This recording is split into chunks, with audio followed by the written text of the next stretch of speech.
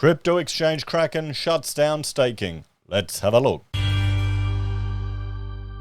Hello everyone, Florian here, and welcome to another episode of HeiseSays.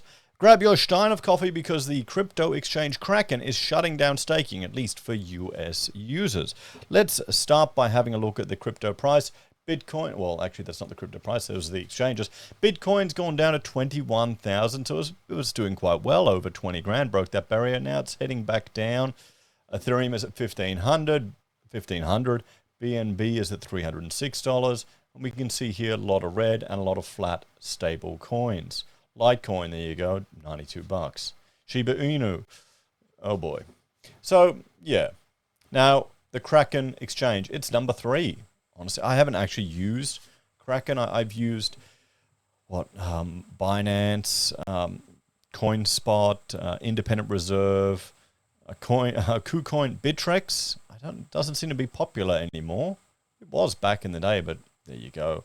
And a whole lot of the, I'm talking 2017. But, well, Kraken, it's right up there. So its trading volume is 769 million. So it's a decent size exchange. It's by trading volume, by score. Let's see where it sits by trading volume. Trading volume, where is it? Hang on.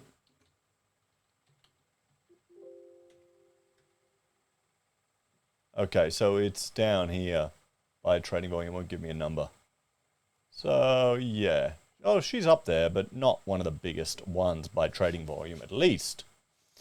And if we jump over here, we can see there's staking. Earn up to 24% yearly on your crypto. There you go. I mean, select staking assets. Get it. I mean, here, my issue with staking is 24%. It's a joke. And who is borrowing the crypto? Who's borrowing it? Who's using it? Is it just for market manipulation? What's going on? So, yeah, I mean, that's the thing. It's all a little bit smoke and mirrors, and it all seems much too good to be true. So, if we have a look at this article here, we can see, no, that's my Discord, this article here. Cryptocurrency exchange Kraken to shut down staking service for US users and pay a $43 million fine. So, the crypto exchange Kraken has agreed to shut down its cryptocurrency staking service in the United States and pay $30 million in penalties to settle charges that it failed to register the program, in a move that could cause headaches for platforms offering similar offerings. Platforms with similar offerings. So, staking, put simply, is using crypto as a guarantee to allow to validate blockchain transactions for a return. Yeah, it shows you the whole. Well, it shows you that all this mining everyone did was for nothing, essentially.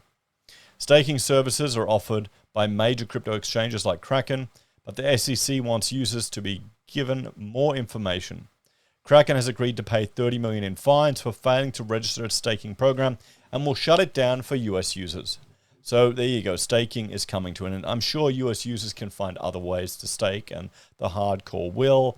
But this is just a continuation of the tightening on the crypto market, everyone. The settlement marks that the U.S.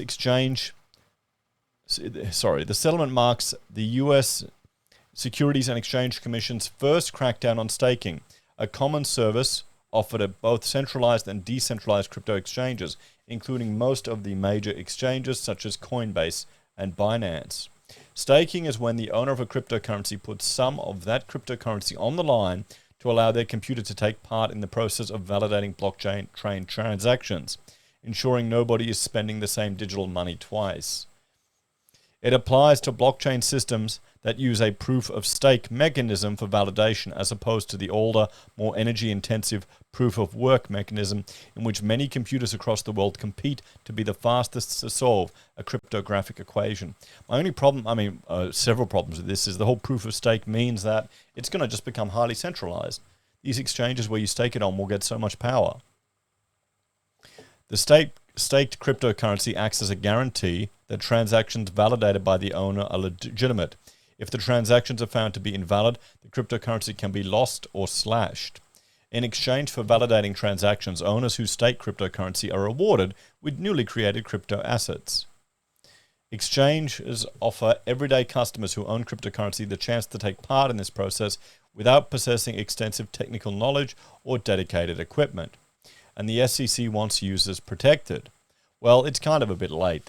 You've had the FTX collapse. You've got cons and scams all the time. I wonder if people are going to learn any lessons. I don't think they will. In a video message posted on Twitter on Thursday, SEC Chair Gary Gensler said most exchanges that offered staking services failed to provide their customers proper disclosures, such as how a company was protecting a user's staked assets. Were they protecting it? Doesn't feel like it. Those providers should register their staking services with the SEC, he added. When a company or platform offers you these kinds of returns, whether they're called their services lending, earn, rewards, APY, or staking, that relationship should come with the protections of the federal securities laws, he said.